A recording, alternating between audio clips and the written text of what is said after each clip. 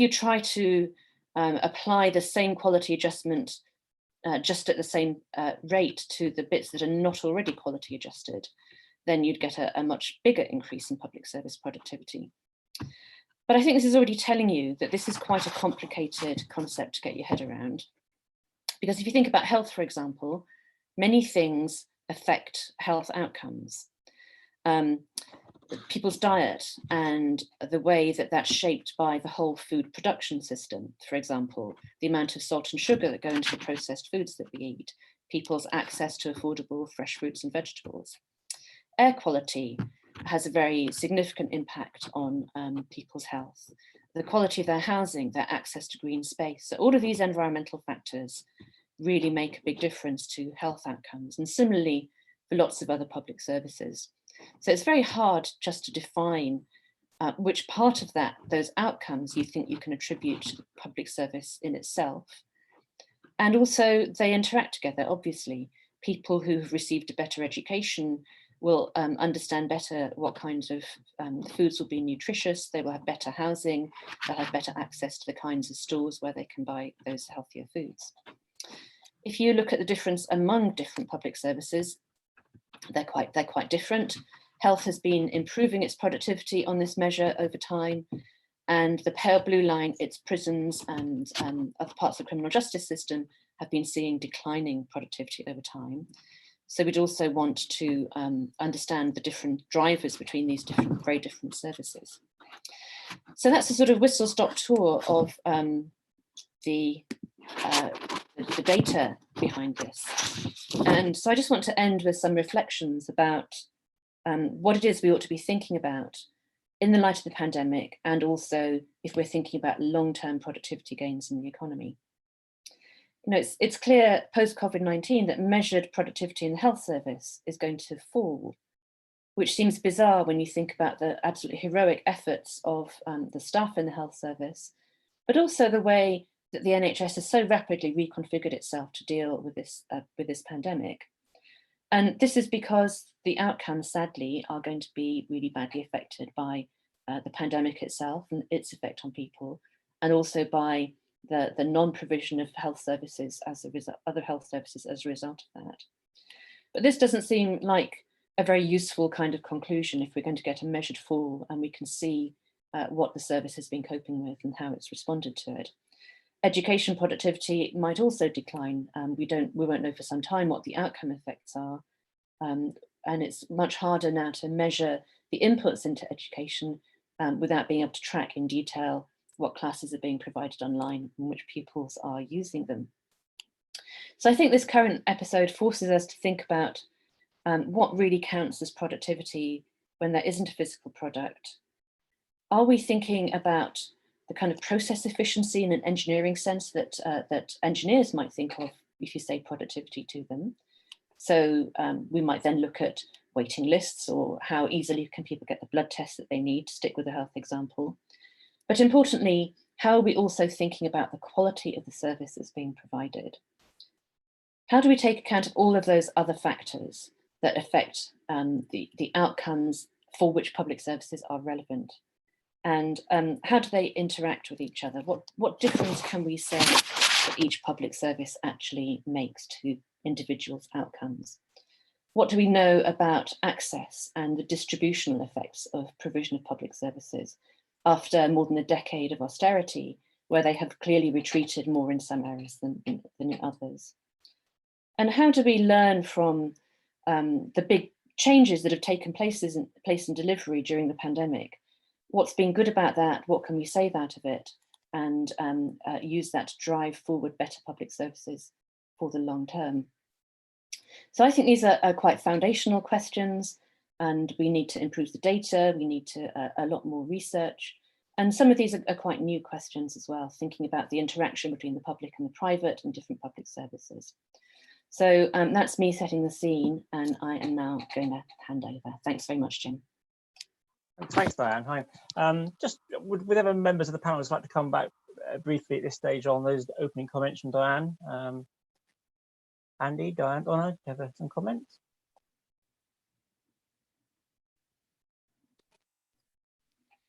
Can I just check? Sorry, it's Donna here. Donna, hi, Donna, hi. Hello. Can I just check whether colleagues are aware that there is an index of productivity in local government that Empower produce, and that's a kind of league table of the most productive councils in the country. I don't know if colleagues have seen that. Okay. Yeah. I'm just using the Office for National Statistics figures, so they wouldn't have been included in those, Donna. Okay. Well, let's move now then to the sort of the first of our sort of topic for today, which is the links between the public sector and private sector productivity. Elvira is going to make talk about this in a few moments. Elvira, over to you to talk about this. I'll mute myself. Thank you, and thank you, Diane, for setting up the scene with those very, very important questions around public services. And I think what I'm going to comment on is the link between public sector spending and private sector innovation and productivity.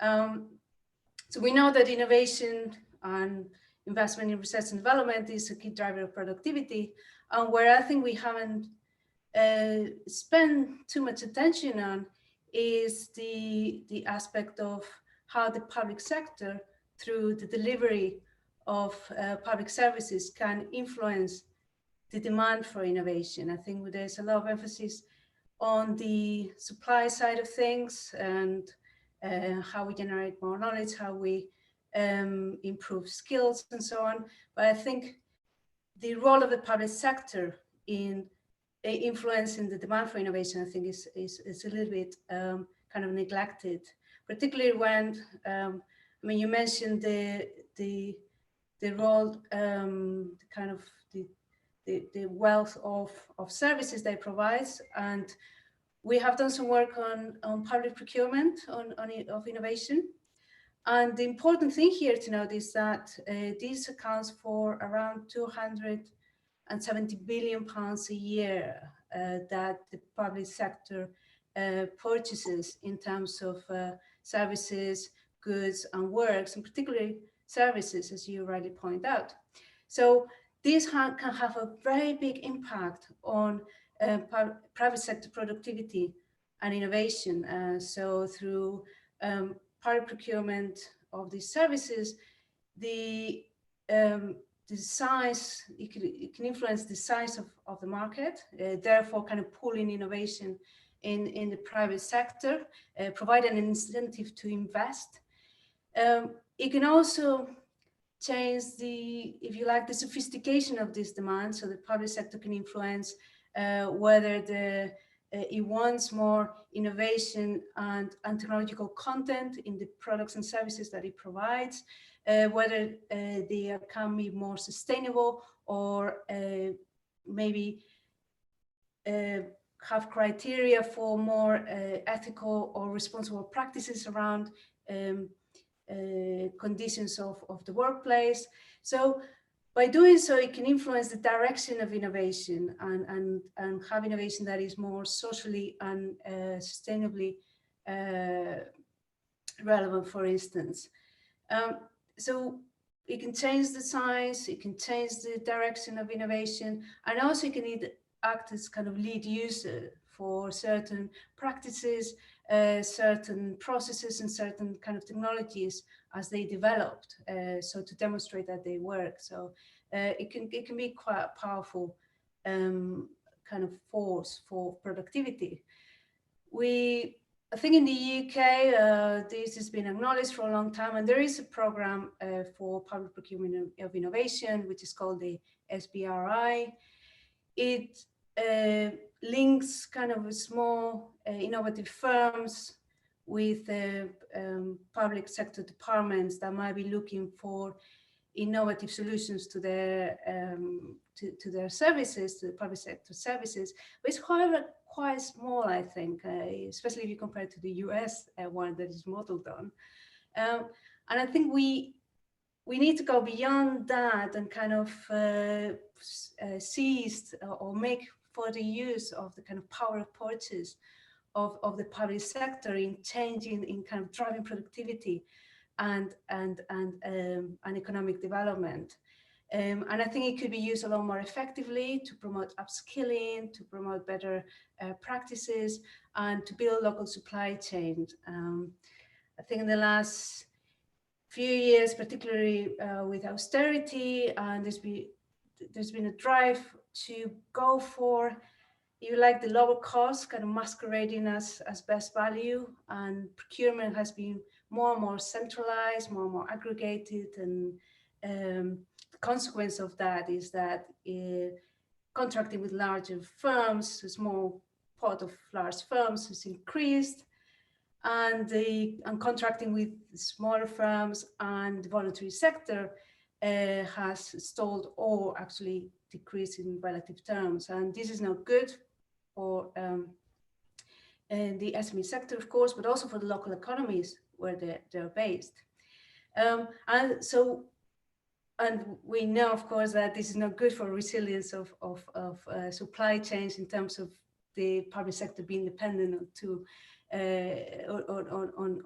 a single or a few large firms. We all remember the Carillion scandal and so on. So moving forward, I think there needs to be a kind of a smarter approach to this on how we use the public sector kind of purchasing power to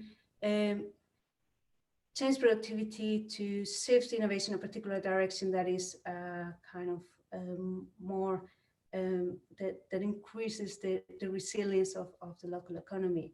There are quite good examples already. So we have seen with the Social Value Act, for instance, that a number of councils are incorporating economic, social, and environmental well-being in terms of the contracting practices. So Match is a really good example that it uses kind of up to 30% of social value in the contracts.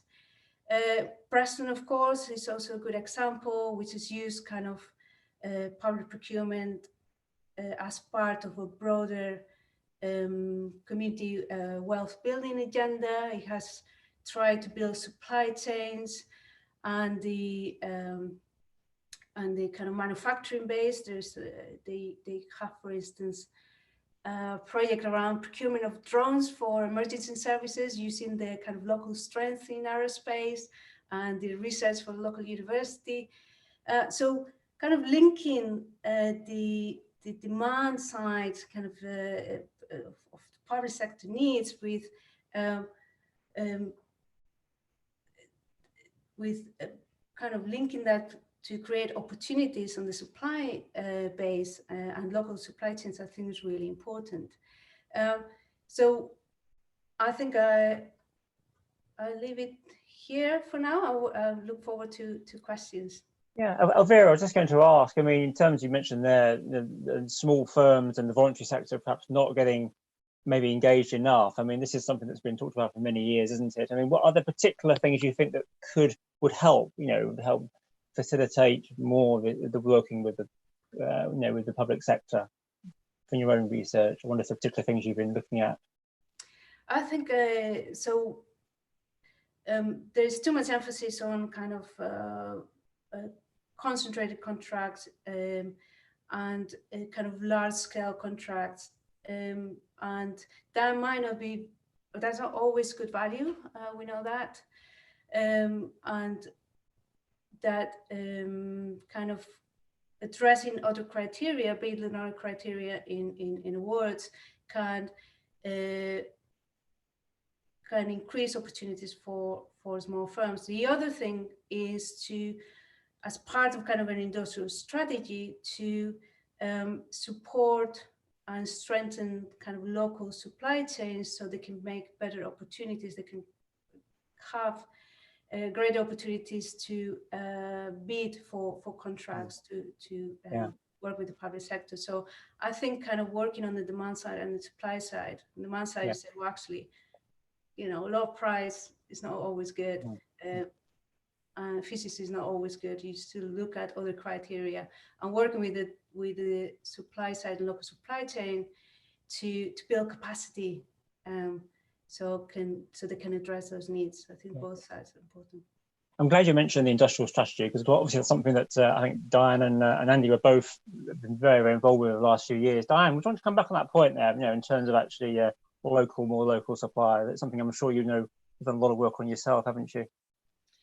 Yeah, so I think Elvira makes a really good point about the importance of contracting locally where that's sensible and possible.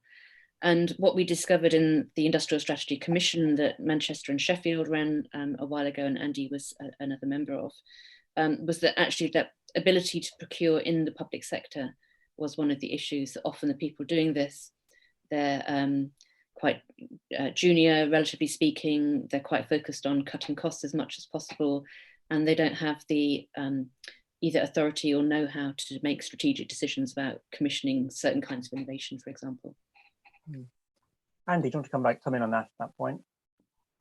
Yeah, I'd very much agree with procurement as an issue and a key capacity or lack of it in the way government organises public services and what it expects from public services. So that's very, very much picking up on what Elvira has just said, and Diane has also just picked up on. I think there's also just something worth saying, that government, and it's not just this government, governments over a period of time have been quite reluctant to drive this kind of activity, just as they've been quite reluctant to take a firm role in pursuing an industrial strategy, even in kind of fundamental terms.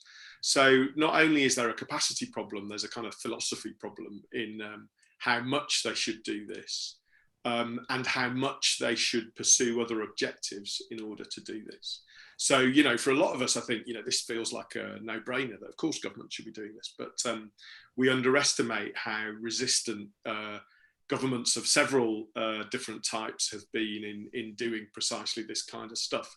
And that leads us to another point, which is that kind of, if over a long period of time, governments haven't done it, they haven't got the people who've acted in that way, and they haven't really tried to build the capacity for public services to act in this way.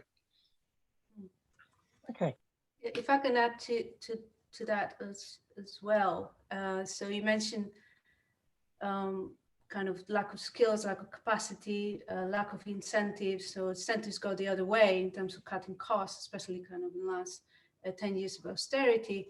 And I have actually a PhD still looking at application of social value in local authorities procurement. So that, that would be interesting to see what he finds out. But another problem, I think, is the lack of good data. And I think this is from the point of view of research, this is a big issue. There are not very good metrics around public procurement, and it's very difficult to measure kind of what the value added of taking the different strategies. Of course, it's very easy to measure costs, but it's very difficult to kind of measure the impact on other policy objectives, and data around procurement is quite poor. Okay, well, thanks for that, Elvira. Let's move on now, perhaps the second area of discussion for today. And just before we do, just to say, do please, if you have some questions for our panel, just do send them to us, and we'll be picking them up during the rest of the event. Donna, let's hear from you about the impact of COVID on public services and wellbeing. Tell us a little bit about your thoughts on this area. Okay, thank you. I put some slides together, and they're there just as a kind of reference point for people to look at if we're sharing them with people. I'm not going to have time to go through all of them, but I do think productivity is really important for public services. And when we started on the Wigan deal in 2011, we were around the 40th most productive council in the UK out of around 400. At the end of it, we were number 3 on that list out of about 400. And the index of productivity that Empower produce is quite useful, I think, if people are interested in it. So just a little bit of background and talk about the deal for those that don't know it. Can someone move the slides on for me, please? I'm sorry, I don't know how to do that. That's great. So basically we had no money and we took 160 million out of our operating budget because Wigan's quite a big borough, it's the 9th largest Met in the UK, and lots of deprivation. Going right back to the start of austerity, a lot of money was taken out, and we had no choice other than to completely redefine the role of the council and public services in the place and create a new social contract with the residents. Otherwise we wouldn't have been able to survive. So you can just move on to the next one, please. So in terms of productivity, I want to talk a bit less about procurement and more around the biggest cost base in public services, which is staff salaries. And what we found was we were spending a lot of our time on non-productive activities within all public servants working in the place of Wigan.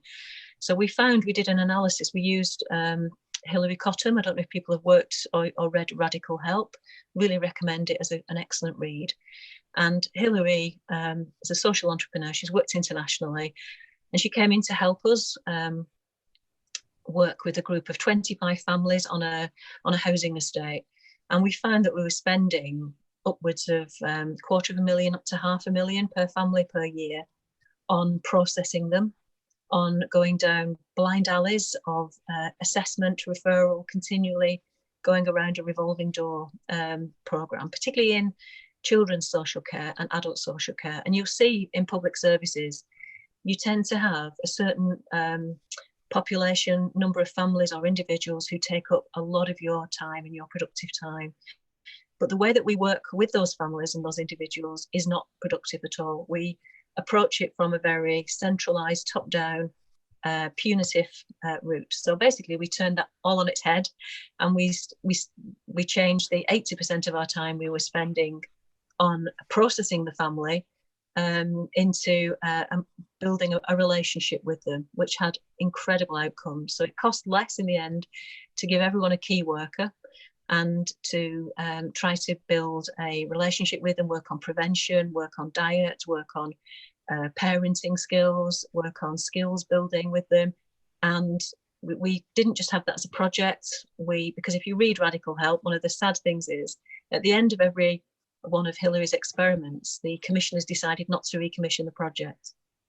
So what you've got to do, I think, to make a productive set of public services work together around people and place is to make it a philosophy that sticks, and it survives different politicians, different chief executives. It just sticks to the place. If we can move on, please. So this is the deal. And basically it was a social contract, a redefining of the role of public servants. Rather than doing things to people, we would do things with people. It's been highlighted by the King's Fund in an independent piece of research, if people are interested, which says this is what needs to happen at a national level with the NHS and with public services, that we cannot continue to have, because we live in a very centralised country. As we can see with test and trace and everything else that's going on, it doesn't work. You can't manage a pandemic from Westminster. It needs to be local public servants, local directors of public health, GP practices, schools, businesses working together to get on top of the pandemic, to do test and trace. And we have a really centralised policy function here in this country. So the deal was an attempt to make it very personal to the individual and personal to the place. If we can move on, please. So these were the principles of the deal that we built. We have different conversations with the residents. We're not trying to fix them. We're not trying to hide behind a clipboard. We try to build a relationship with them. Individual public servants need to have an in-depth knowledge of their community rather than their profession. We break down the organisational silos that hamper productivity and hamper good outcomes for people. We had 7 integrated place-based teams where housing, drug and alcohol workers, GPs, schools, midwives, anybody who worked in the place would gather together. They would share data and intelligence, and they would work productively with individuals and families. They would have an action plan, and we would reduce the costs of those interventions and make them more effective.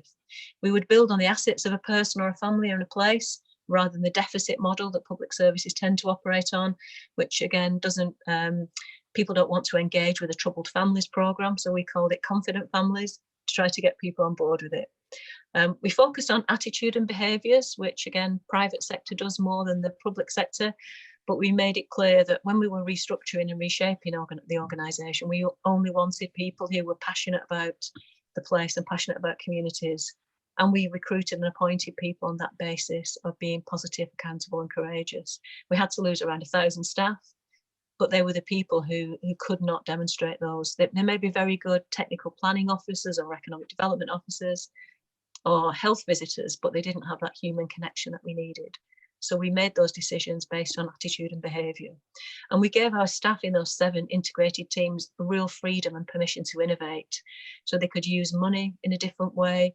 They could stop doing this revolving door of assessment and referral and directly connect and help people in a different way. And we found this is how we managed to improve our productivity across the NHS in Wigan, the school system, the police system and the council. If we can just move on, please. Those are the values, and we did an integrated workforce development piece across the whole system, which won CIPD Initiative of the Year for being really simple and easy to grasp. We can move on. So doing the right thing also saves money as well. This is a case study of Ella, who's 82 years old, lives in a sheltered accommodation and has got depression. So the kind of standard, bog standard top-down way of working with Ella would be a care package of around almost £4,500 a week. So she would have various medical interventions. No one would have an asset-based conversation with Ella. No one would ask her what she liked to do, what she enjoyed doing, or get to know her as a person. So what we did in terms of Ella is we got her actively involved in the local community hub. She had reduced visits to GP surgery. We built social connection through the community and voluntary sector, and the cost of that overall package of care is around a quarter of what we would have done traditionally. If we can move on, please. So another example is integrated place-based working, which we piloted in Plattbridge. It then rolled out across the whole of Greater Manchester, which was fantastic. So a multi-agency team sharing soft information, soft intelligence, but also doing things like risk stratification, which the private sector do. So we could basically see how who was, for example, at risk of an unplanned hospital admission from all the algorithms we had in our system, but we weren't working together to share them and to proactively go and target those individuals. So we realised there were around 4,700 out of a population of 323,000 people in Wigan who were at risk of going into hospital as an emergency admission. And we thought they would all be frail, elderly people, but what we were finding was they were people in their 40s and 50s, generally with mental health issues, with drug and alcohol issues. They were not deemed bad enough to be accessing services in a meaningful way, but they were accessing services in an ad hoc way. They were bouncing around the system and costing a hell of a lot of money. So, and we were just responding. So we had one gentleman who lived in Wigan, but was going to Bolton A&E literally every single day for a year. And because we'd hit all the KPI targets around his delayed, we saw him within 4 hours. So tick, we'd done everything we needed to do. And no one had had a conversation with him about, why do you keep coming here? What's going on? How can we help you to be more independent and be healthier and well? So, that's the kind of different conversation element of it. So in Plattbridge, we brought all those public servants together. You can see the list on the right-hand side there. And we saw some amazing outcomes just by sharing intelligence and having a plan around the person and the family. If we can move on.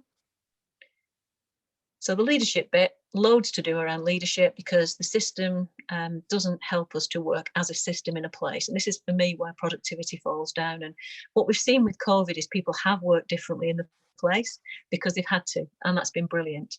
But I think there are things that we can learn from how we've all kind of forgotten the organisation we work for and started to work for individual communities, which is how it should be. So we worked together as public servants to build a demand management strategy rather than a budget strategy for each separate organisation. We had an integrated, that's what the deal is. Sounds nice and fluffy and hippie, but it's not actually. It's quite a hard fiscal productivity and demand reduction piece as part of a partnership with residents. So it's a really exciting piece of work, and I think one that's now gaining traction. I'm working with NHS England on trying to get this whole way of working embedded across NHS systems nationally. So that's it. Thank you.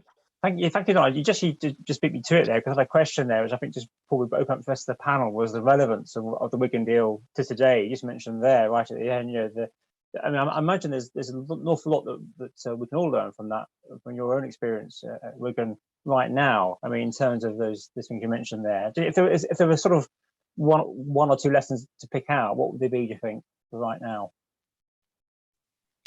I think the thing that the King's Fund pulled out of the research they did, and they spent a year living with us and speaking to residents, speaking to all the public servants working there.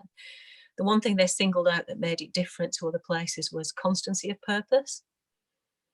So we were clear about what we were trying to do, that we were trying to create a social contract, and we stuck with it over a long time period.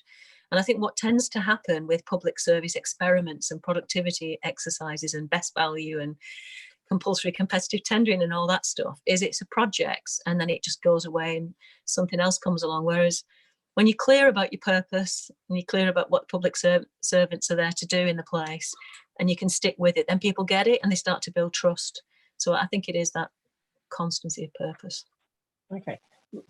Would our members of the panel want to come in on Donna's comments there? If I could ask a question, Donna, it's what you see the role of national government being, because that kind of integration you're talking about obviously can happen much more easily locally than nationally. I think we need to be able to just get on with it, Diane, and just develop those linkages. It's really hard when you've got, you're dealing with organisations with different KPIs, different configurations, different spatial footprints. There's no coterminosity very often between a CCG and a council. It really is. I'm working at the moment in Milton Keynes with some colleagues there who at the hospital are trying to work with the council and the CCG, but the footprint is just a nightmare. So you can't get any agreement about what to do because they're all dealing with different geographies. So for me, it's about, I'm a great believer in unitary local government. I do think the two-tier system doesn't work. So one thing that they can do is bring about unitary local government everywhere. It makes things a hell of a lot easier. You can get things done and then just let us get on with it. Pull back some of the red tape that stops us. Have an inspection of a place rather than an organisation. Get to understand how all the public services work together around people and populations rather than about, a CQC inspector looking at just a hospital rather than thinking about how does the hospital work with adult social care. We've seen what's happened with care homes, completely pushed to one side during this pandemic.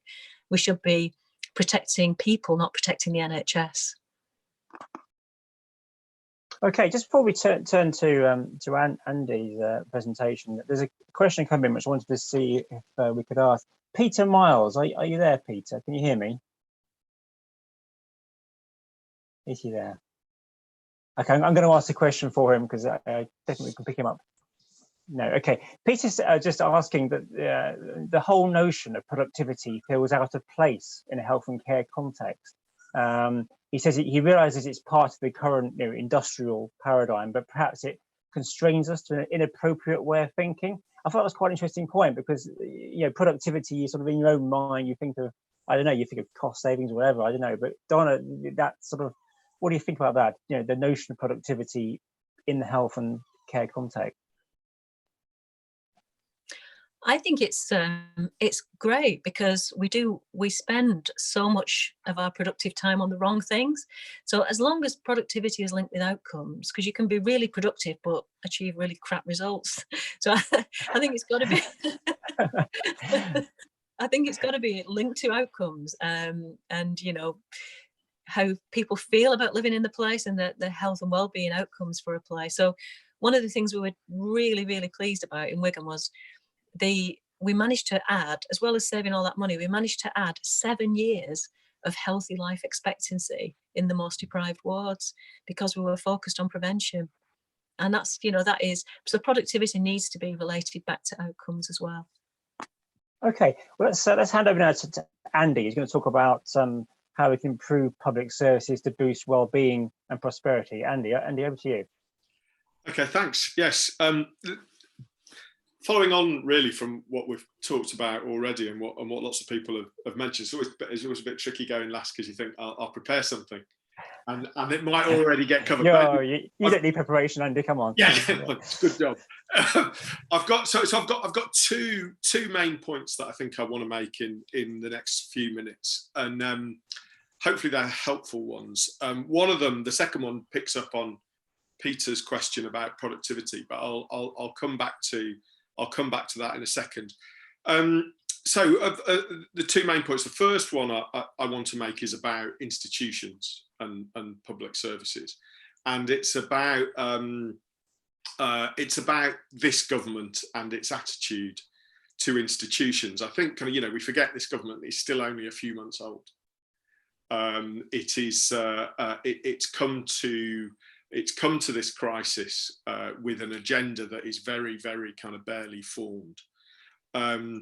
And that agenda, the instinct of the government, and you can see this in the manifesto that it put forward at the election, and in some of the campaigning at the election. But the instinct for the government, and to some extent the pre-COVID agenda, was for very far-reaching reform of institutions, from the civil service and Whitehall to the NHS, to Public Health England, to the BBC, to universities, to colleges, and picking up on what Donna's just talked about, to local government too. So that was the agenda before COVID hit. But I think kind of what COVID has done to that, and this is about the immediate future, but I think really it's probably about the majority of the lifetime of what's left of this parliament, is that the government's going to have to decide what it wants to do with these institutions rather than to these institutions. It's very hard to create new institutions or to drive through major reform in the environment and the kind of the situation that we find ourselves in. And for the next 2 or 3 or 4, possibly 5 years, I don't think we're going to be able to create very many new functioning institutions, or even to drive through major reforms to existing ones. So, so the effectiveness of the government as it plans a recovery is going to be judged on how it works with the institutions that we have. And I think that's a really important point. That obviously includes how these institutions are funded, how they're governed, the level of funding, as well as the staff and capacity that they have, and the programs that they're expected to deliver. So that's point one. COVID and any kind of interventions aimed at economic recovery or productivity, or both, are going to have to work with the institutions that we have, which is a big change for this government, and it's a big pivot for this government.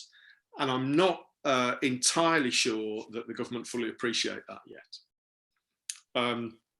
My second point, which does pick up on Peter's question, just now, which is about the kind of productivity and efficiency focus for public services, and some of the things that Diane mentioned in her introductory comments. Acknowledging that this is very difficult to do. It's fairly clear that the framework we've followed for managing and delivering public services for much of the last 3 decades has been around productivity and efficiency. That's been the framework, and value for money. That's been the framework that we've applied to kind of public sector and public sector reform from kind of the Blair years through to the austerity years under Cameron and Osborne, and more recent kind of ideas really from May and from Johnson. So I want to kind of ask, really, in my second point, kind of whether we're moving, and whether it's right for us to move from that framework to a wider framework that really acknowledges well-being and other factors more broadly. And I think kind of, the big other factor that kind of describes all of these things, well-being, etc., is resilience, and that's something that Elvira picked up on. And this is a huge kind of shift. It's a huge shift, and it's potentially a very significant one for how we think about public service efficiency and public service delivery. And that's whether we wish to focus as much on resilience as we do on productivity. Are we in a moment, has COVID created a moment where we as citizens and taxpayers are prepared to pay more, and our governments prepared to spend more on institutions and services for what they might have to do rather than what they end up having to do, or what they end up doing. So, to take health and the NHS as an example, will we pay and spend more on extra hospital beds in ITU, even though they're incredibly expensive? And should we be preparing our public services to work in a different way and in a different framework? That extends to the supply chains that Elvira talked about, stockpiling and manufacturing PPE, but it also extends to things in education, like adult skills and part-time education. All of this stuff is less productive to focus on. People bring lower fees. It's harder to teach them, but the broader impact it offers around well-being and resilience is significant. So I think I think we are potentially moving into this situation where resilience and well-being becomes, we are after all in a public health crisis, and so I think we are potentially moving into a situation where the framework broadens out from productivity and efficiency. They'll still be there, but they'll sit alongside resilience and well-being. And I wanted to mention very quickly a piece that people may have read from Chris Cook, who used to be the BBC's Newsnight policy editor, used to work for the FT as well. And he wrote on Tortoise about the NHS and it being managed in this framework for a period of time. And he described that as a fragile state. This is a fragile state, kind of depending on being able to build in extra capacity at the last minute, whether that's in institutional capacity or in kind of supply chains. And I think kind of, that piece, I think, asks some of the same questions that we're discussing today. So that's my second point where I'll stop, which is, are our wider expectations of public services, both from the public and from kind of our political masters, are they changing because of COVID? Are those issues around wider well-being and resilience and public health becoming more important? And is this now a productivity, efficiency and resilience agenda, rather than one, as it has been for the last sort of 20 to 30 years, that's been much more driven by productivity, efficiency and value for money? Thanks, Andy. That's some really interesting comments there. And just before I ask the rest of the panel to reflect on those, I've just had a question there about, Andy, are we saying that productivity matters? I mean, the point here, we've had years and years of hammering over our poor productivity levels across the country, why the UK is doing so badly. Are we saying that perhaps the economic angle is not going to be quite as important in the next few years? Is that what we're saying? I would worry about saying that. I mean, I think kind of, I look at the next 10 years for public services and many areas of policy, and I think kind of a productivity agenda that says, how do we get the best value out of kind of spend in the public sector is not going to go away. Productivity matters, efficiency matters, the outcomes that Donna has just mentioned matter, and a kind of relentless focus on those things matter. But I think that other things matter too. It is clear that the public sector and public services can help to deliver across a wider spectrum, rather than a kind of one that is narrowly based on achieving some of those kind of largely value for money issues.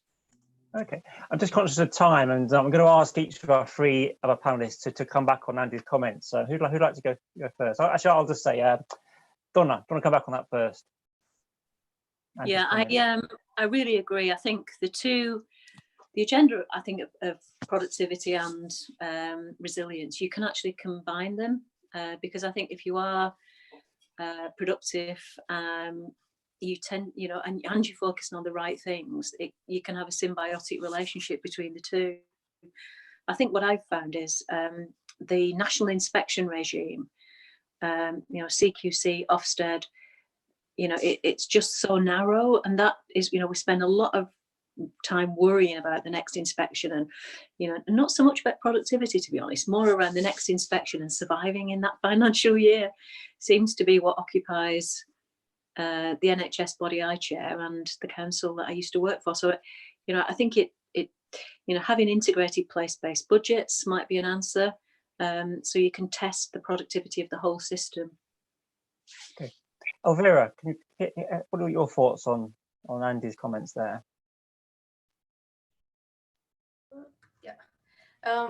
Yeah, so I think so. Those are really good points indeed, and I very much agree with the kind of narrow view of productivity that has been kind of the one that has been kind of pervading kind of policy decisions, which was around efficiency and kind of very narrow economic criteria. Because if that's your focus, then that means you don't have excess capacity, and therefore you cut essential things that we now know, like critical care beds, PPE, and therefore have very much less resilience, you know, and lower preparedness for another crisis, another pandemic to hit. So we have seen that the problems of this very narrow view of efficiency, and I very much agree with the need of broadening that perspective, bringing in a resilience approach that means we are better prepared and we have kind of better institutions and better endowed kind of systems to deal with something like this next time. And also on the point of productivity and things like health and public services, that's something that often is hidden. There's very much essential things that we're not, that are not being counted and therefore are not sufficiently valued. We now valuing, we call it essential workers and activities that were not kind of featuring very much in our debates around productivity. So capturing the value of these things and kind of seeing a broader perspective of productivity, I think is very important. So we can see the impacts of public services and start really valuing these things a lot more. So greater. So basically, I agree with the points on having a much more a broader view of broader view. Thanks, Elvira. And I'm just conscious of time. Our hour is up, but we haven't heard from Diane on this point. So Diane, you must, I'm sure, have an interesting view on Andy's comments there around these points. Diane. So very briefly, I mean, what Andy brought to my mind was this paradox that we've had in this country, very firm focus on value for money, this narrow focus, and yet at the same time we've had pretty poor outcomes by international standards. So that tells us that whatever we've been doing, we've not been getting it right. And the other point is just that to share the consensus that you can't take a narrow sort of economistic view of productivity. We need to have that wider perspective about resilience over time and these broader aspects of well-being. I'm going to just ask you, Diane, do you think from your own network that Whitehall is actually getting that now? As Andy mentioned there, are people in leading positions actually beginning to understand this need for broader view? I think the climate of ideas, the philosophy is definitely shifting in Whitehall and in the academic world as well. But these changes also need political leadership to come about. And I think, as Andy said, we're in the early days of this government and we've yet to see how that will play out. Okay.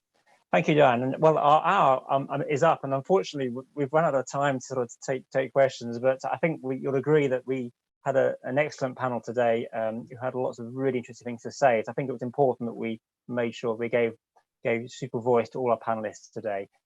So can I just thank you all personally on behalf of the Business School for your time today you've given to us for this event. And I kind of thank you as well, everyone, for listening. Just before we go, just one thing to mention, there's actually another event this afternoon being run by Policy Manchester, in fact, in an hour's time at 2 o'clock, just in case you want to listen to another debate. And that's around productivity and gender inequality and how can we build back better, the question. That's going to be chaired by James Kirkup, from the director of the Social Market Foundation. And with speakers, we have the university has that event this afternoon. Our Professor Francesca Gaines, Professor of Public Policy and Academic Co-Director of Policy Manchester. Eugenia Migliori, who's the Principal Policy Advisor on Employment at the CBI. Marianne Cencia, who's a Research Fellow at the University of Manchester, who's also at the Business School here. And I believe the MP is Christian Wakeford, for MP for Bury South. So that's at 2 o'clock, panel debate, Policy Manchester. Do sign up and log on if you want to hear that. But for me, again, thank you to all our panelists and thank you for listening, and we'll see you again soon. Thank you.